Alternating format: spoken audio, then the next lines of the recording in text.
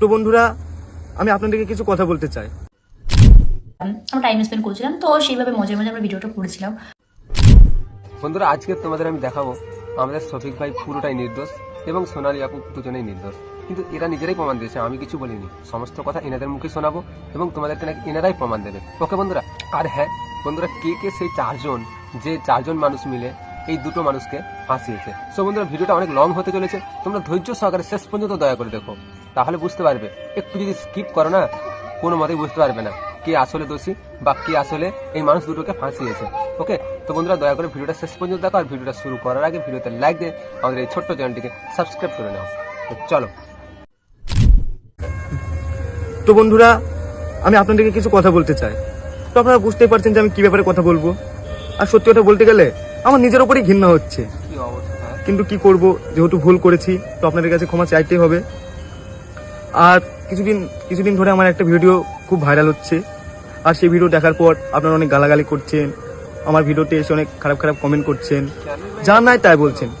আর এটা স্বাভাবিক, কারণ আপনারা আমাকে অনেক ভালোবাসেন। আর এত খারাপ ভিডিও দেখে আপনারা এটা বলবেন। তো বলতে গেলে এই ভিডিওটা 1-1.5 বছর আগেকার ভিডিও। তো আমি আগের থেকে অনেক পরিবর্তন হয়েছি।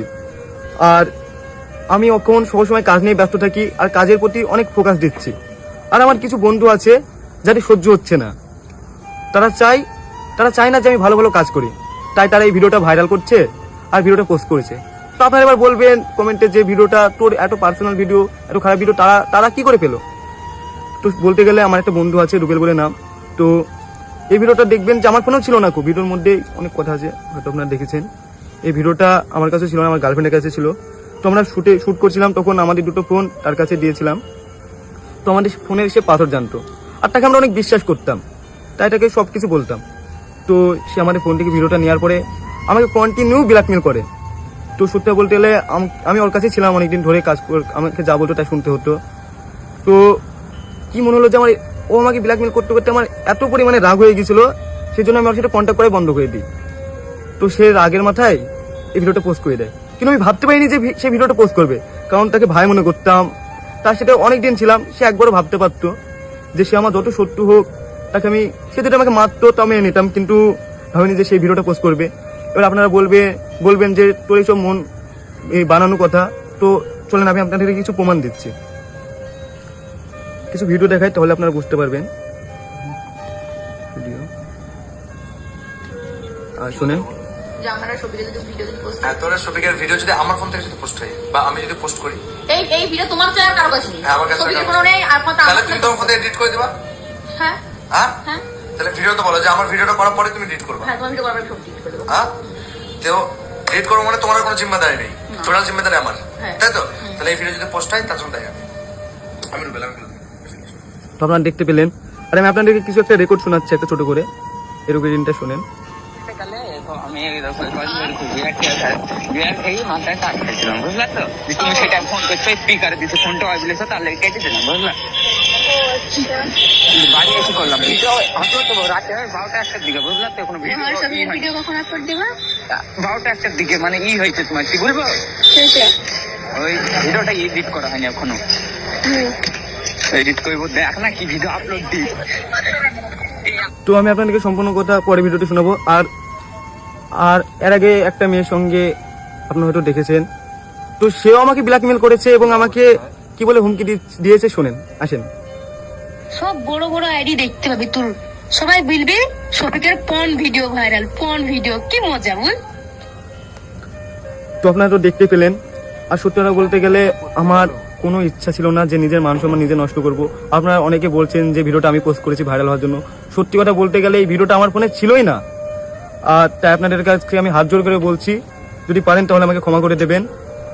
আর আমি আর কি বলবো, কিছু বলার মতন মুখে নেই আমার, কারণ আমি সব থেকে বড় ভুল করেছি ভিডিওটা করে, কারণ ভিডিও করা উচিত ছিল না আমার। তো যাই হোক, ভিডিওটা করে ফেলেছি, পারলে আপনারা আমাকে ক্ষমা করে দেবেন। তো আপনারা সবাই ভালো থাকবেন, সুস্থ থাকবেন। আর আপনারা যদি চান যে আমার নতুন ভিডিও দেখতে, তাহলে অবশ্যই কমেন্ট করবেন। আর কিছু ভাই দেখে, বোন দেখে বলছি, প্লিজ আমাকে ক্ষমা করে দেবেন। আর কিছু ভাইয়েরা আমার ভিডিওটা খুব পোস্ট করছেন, তো তাদেরকেও বলছি, ভাই তোমরা ভিডিওটা পোস্ট করো না। আর কি বলবো, কিছু বলার নেই। তো তোমরা ভালো থাকো, সুস্থ থাকো। তবে বন্ধুরা শফিক ভাই কি বললো বা কি প্রমাণ দিল, কার কার নামে দোষ দিল, সেটা আশা করি তোমরা শুনেছো বা দেখেছো। তো আমি শফিক ভাইয়ের উদ্দেশ্যে একটাই কথা বলতে চাই। আমি বলতে চাইছি যে শফিক ভাই যদি এসব কাজ না করতো, আজকের হয়তো শফিক ভাইকে সকলের কাছে ক্ষমা চাইতে হতো না। কেননা দেখো, দুশ্মনের অভাব নেই, সে আমার হোক তোমার হোক। এখানে কিন্তু শফিক ভাইয়ের অনেক দুশ্মন আছে, কারণ ভালোবাসার মানুষ যতটা থাকে দুশ্মন ততটাও থাকে। তো আমি চাই যে যতটা সাবধানে চলবো ততটা আমার জন্য ভালো। তাই আমি শফিক ভাইয়ের উদ্দেশ্যে বলি, শফিক ভাই তুমি যতটা সাবধানে চলবে, যতটা খারাপ কাজ এড়িয়ে চলবে, ততটা তোমার জন্য লাভদায়ক বা উপকার। আমি চাই যে তুমি ভালোভাবে চলো, ভালোভাবে আগের মতোই কাজ করো। সো বন্ধুরা, শফিক ভাইয়ের উদ্দেশ্যে তোমরা যদি ভালো কিছু বলতে চাও অবশ্যই কমেন্টে বলে যাবে। আর একটা বাকি আছে, আমাদের সোনালী আপুর কথাটা শুনে যাও। তো বন্ধুরা, আমি আমার একটা বাজে ভিডিও কিছু 13 তারিখ থেকে সোশ্যাল মিডিয়ায় খুবই পরিমাণে ভাইরাল হচ্ছে। তো ভিডিওটা নিয়ে আমি খুবই লজ্জিত। অ্যাকচুয়ালি ভিডিওটা আমি করেছিলাম, করার কারণ ছিল আমি আমার বয়ফ্রেন্ড একটা রুমে ছিলাম, আমরা টাইম স্পেন্ড করছিলাম। তো সেইভাবে মজায় মজায় আমরা ভিডিওটা করেছিলাম। তো করার পর সেই ভিডিওটা তখন সোশ্যাল মিডিয়া আমাদের খুবই কাছের একটা বন্ধু আমাদের সাথে বেইমানি করে ভিডিওটা ভাইরাল করে দিয়েছে। তো ফার্স্ট আমি দেখে কী করে ভাইরাল করেছে ভিডিওটা। আমি এটা আপনাদের প্রমাণ দেখা, যদি আপনারা বিশ্বাস না করেন। দেখুন, কি বলতে হবে বল। যে আমার আর শফিকের যদি ভিডিও যদি পোস্ট হ্যাঁ, তোর শফিকের ভিডিও যদি আমার ফোন থেকে যদি পোস্ট হয় বা আমি যদি পোস্ট করি, এই ভিডিও তোমার ছাড়া কারো কাছে নেই। হ্যাঁ, আমার কাছে শফিকের কোনো নেই, আর কথা তাহলে তুমি তোর কোথায় এডিট করে দিবা? হ্যাঁ হ্যাঁ, হ্যাঁ তাহলে ভিডিও তো বলো যে আমার ভিডিওটা করার পরে তুমি এডিট করবা। হ্যাঁ, তোমার ভিডিও করবে, সব ডিলিট করে দেবো। হ্যাঁ, তো এডিট করবো মানে তোমার কোনো জিম্মাদারি নেই, টোটাল জিম্মাদারি আমার, হ্যাঁ। তাই তো? তাহলে এই ভিডিও যদি পোস্ট হয় তার জন্য দায়ী আমি রুবেল, আমি বলে দেবো। আসলে চল। তো এই হচ্ছে রুবেল। এই রুবেল আমাদের খুব কাছের বন্ধু ছিল, যে ভিডিওটা নিয়ে সোশ্যাল মিডিয়ায় পোস্ট করেছিল। তো আমি তার বিরুদ্ধে কালকে সাইবার ক্রাইমে কেস করে এসেছি অলরেডি। আর এনাদের সঙ্গে আরও 2 না 3 জন জড়িত ছিল, তাদের বিরুদ্ধে আমি কেস করে এসেছি। তো কেস করে আসলে তারা আইনের জায়গাটা নিচ্ছে। তো আমি তারপরেও বলছি যে ভিডিওটার জন্য আমি অনেকই দুঃখিত, কিন্তু ভিডিওটা যেহেতু আমার মান সম্মান বা আমার ইজ্জত নিয়ে খেলা হয়েছে, সেহেতু ছেলেটাকে তো আমি ছাড়বই না। ছেলেটাকে নিয়ে আমি কালকে আবার যাব ওদের যে বাড়ি, যেখানে ওই থানায় একটা ওর ভিতরে একটা কেস করতে। আর এই ভিডিও নিয়ে আমার এসপির কাছে যেতে, আমি এসপির কাছেও যাব, যাতে আমার যেহেতু ইজ্জত নিয়ে মানে সোশ্যাল মিডিয়ায় খেলা হয়েছে, সেহেতু ওকে আমি ছাড়বো না। তো আমার যতদূর অবধি যেতে হয় আমি যাব। আর তারপরে একটা কথা আমি বলেছি, আমি আপনারা যদি বলেন যে ওই ভিডিওটা ওদের, আর সব থেকে বড় কথা, ভিডিওটা ওদের বাড়িতেই করা হয়েছিল। ওই ভিডিওটা ওদের বাড়িতে, আমি ওদের বাড়িতে থাকতাম, আমরা ভিডিও করতাম একসঙ্গে, আমি, ও, শফিক, সবাই আমরা একসঙ্গে ভিডিও করতাম। তো ভিডিওটা ওদের বাড়িতেই করা হয়েছে। আর ওর বাপ মা বা ওর বোন, ওর বউ সবাই জানে ব্যাপারটা, সবাই হয়তো ওকে হেল্প করেছে। আর আমি যেহেতু ওর বিরুদ্ধে কেস করবো, সেই কেস করাতে রুবেল, যদি তুমি মনে করো তুমি পালিয়ে যাবে, আমি তোমার বিরুদ্ধে একার নামে কেস করবো না, আমি তোমার বাবা মা, তোমার বোন, তোমার জামাইবাবু, তারপর তোমার বউ, আমি সবার নামেই কেস করবো যে তুমি একা পালিয়ে যাবা, তুমি আমার মান সম্মান নিয়ে, আমার নিজেদের সোশ্যাল মিডিয়ায় কোনো মান সম্মান রাখুনি। আর আমি তোমার একার বিরুদ্ধে কেস করবো না, কারণ ব্যাপারটা তোমার বাবা মা, তোমার বোন টোন সবাই জানতো বিষয়টা। তো আমি সবার নামেই কেস করবো, শুধু তোমার একার নামে করবো না। তুমি পালিয়ে গেলেও কোনো ব্যাপার না, তুমি যেতে পারো, তোমার বাপ্পাকে তুলে নিয়ে আসবে, তোমার বোনকে, তারপর তোমার বউকে, তোমার বোনের বরকে, সবার বিরুদ্ধে আমি কেস করবো। কারণ তোমরা পুরো আমার লাইফটাকে শেষ করে দিয়েছো। আমার আর কোথাও মুখ দেখানোর মতো কোনো জায়গা নেই, আমি কোথাও যেতে পারছি না, আমার পুরো ঘরের মধ্যে বন্দি হয়ে থাকতে হচ্ছে। তো তুমি ভালো থেকো, এটাই বলবো। আর এমন কিছু করো না যে তোমার বিরুদ্ধে আমার আরো কোনো উপর লেভেলে গিয়ে কেস করতে হয়। যতদূর করার আমি করছি, কারণ তোমাকে আমি কোনো কিছু বিনিময়ে তোমাকে আমি ছাড়ছি না। যত দূর অবধি যাবো আমি তোমাকে নিয়ে, যত দূর অবধি যেতে। তো বন্ধুরা, তোমরা শফিক ভাইয়ের এবং সোনালী আপুর মুখের কথাটা শুনলে। তো এদের দুজনকে কারা কারা ক্ষমা করেছে অবশ্যই কমেন্টে বলে যাবে। আর হ্যাঁ, আমি বলে রাখি, আমি শফিক ভাইকে একটা সাজেশন দিতে চাই, যেটা আমার ব্যক্তিগত হিসাবে বলছি তোমাদের, ওকে? তবে আমি চাই সকলের উদ্দেশ্যে বলতে, যেন শফিক ভাই এবং তারা আপু আগের মতো মিলেমিশে একটা স্বামী স্ত্রীর মতো ঘর সংসার করে।